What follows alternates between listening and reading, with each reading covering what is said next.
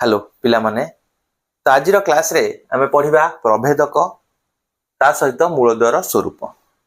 प्रभेदक आमर द्विघाती समीकरण केमती रहउची ना a square plus bx plus c equal to 0,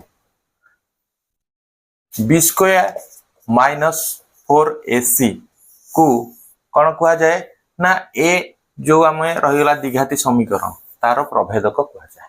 तार प्रभेदक बी स्क्वायर माइनस 4ac को आम डी द्वारा सूचित करा जाए। ता अर्थ D is equal to B square minus 4ac। ठीक अछि, आम एई प्रभेदक द्वारा आम जानी परिबा मूलद्वार स्वरूप कौन। ठीक अछि, तो जदि जेतेबेले डी शून्य ठारू बड़ हुए, शून्य ठारू बड़ हुए सेतेबेले मूलद्वार स्वरूप केमती रहइबो ना दुईटी वास्तव संख्या रहइबो आउ कौन हबो ना दीटा जाक मूल समान हबो ना। ता अर्थ कौन ना हमर दीटा मूल कौन अल्फा आ बीटा, तो एठी अल्फा और बीटा नॉट इक्वल समान हबो ना आ दीटा हाक वास्तव संख्या हबो।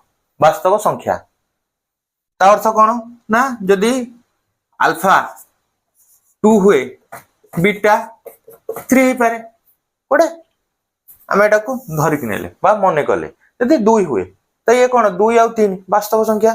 तो डी जेतेबेले शून्य ठारू बड़ हुए ताहले सेतेबेले कौन हुए अल्फा और बीटा दीटा हाक हमर वास्तव संख्या हो आउ दीटा जाक कौन हुए असमान हुए। ठीक अछि, जदि डी 0 हुए कौन हबो डी इज इक्वल टू 0 बा हमर प्रभेदकटा जदि शून्य संगे समान हैला ताले कौन हबो ना हमर मूलद्वय समान हबो।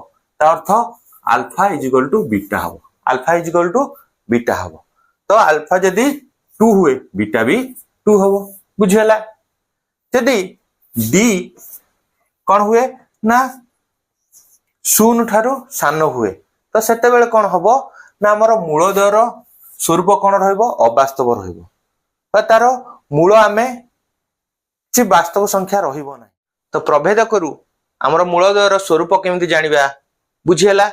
आउ थरे मु रिपीट करछि, जेतेबेले प्रभेदक शून्य ठारू बड़ हबो सेतेबेले मूलद्वयर स्वरूप बा मूलद्वय कौन हबो ना वास्तव एवं असमान हबो। ता अर्थ अल्फा नॉट इक्वल बीटा हबो आउ दीटा हाक कौन गोटे वास्तव संख्या आसीबो। जेतेबेले प्रभेदक शून्य सहित समान हबो सेतेबेले कौन हबो ना alpha is equal to beta हबो आउ से वास्तव संख्या एवं समान हबो।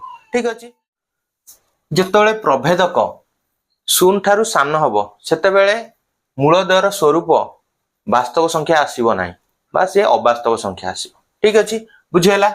एबे मु गोटे क्वेश्चन नेछि, ए क्वेश्चन माध्यम रे आमे जानिबा मूलद्वयर स्वरूप कोन ताकू केमति बाहर करिया ना आमे प्रभेदक हिसाब रे। तो प्रभेदक बाहर करिया पूर्वरु आमे ए केते जानिबा बी केते जानिबा आउ सी केते जानिबा। ठीक अछि, ए कोन हमर x स्क्वायर रो सहग, एठी x स्क्वायर रो सहग के अछि 1 अछि 1 लिखिले। बी एठी x रो सहग के अछि -2। ठीक अछि, एठी सी कोन हमर ध्रुवक बा जो संख्याटा अछि के अछि ना -8 अछि।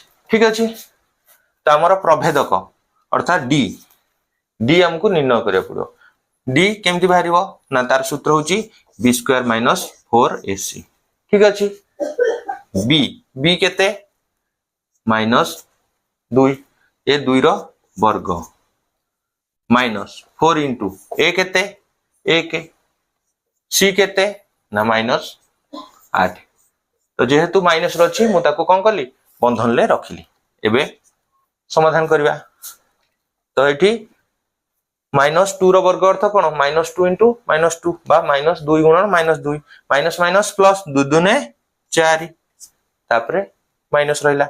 एबे ये माइनस माइनस माइनस प्लस हे जो आ माइनस रहइबो नाही। एबे एटा गुणी दबा 4 के 4 4 असना कोन 32। ठीक अछि, तो 4 रे 32 मिसले केते 36। तले डी हमर केते आसिला डी आसिला 36। ता अर्थ से कोउतरे गला प्रथम रे द्वितीय रे ना तृतीय रे D is equal to cone 36।